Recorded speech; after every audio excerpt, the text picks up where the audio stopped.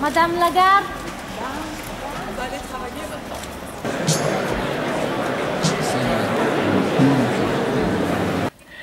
The Italian labour market today suffers from what we call a duality, and others refer as insider versus outsiders. Insiders have permanent contracts with a high degree of protection, while outsiders, mostly young people, have limited protection, are hired on temporary contracts, and receive little training. They go from internship to apprenticeship to short-term contract and interim positions. Not only is it unfair, but it's inefficient.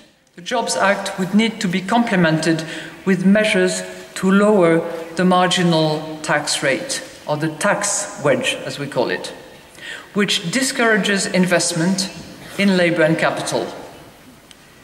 Despite recent efforts, the labour tax wedge in Italy remains well above the OECD average. My second dimension is judicial reform. Some of the disputes, particularly in the labour sector, take roughly 1,000 days in some parts of Italy, which is more than twice the OECD average. And the regional disparities between the south and the north are very large. For example, it takes less than 300 days to resolve a labour dispute in Piemonte or Trentino, but more than 1,000 days in Puglia or Sicilia. So greater judicial efficiency would lower the cost of credit, encourage investment, and importantly, facilitate employment. First one, labour market reform. Second, judicial reform.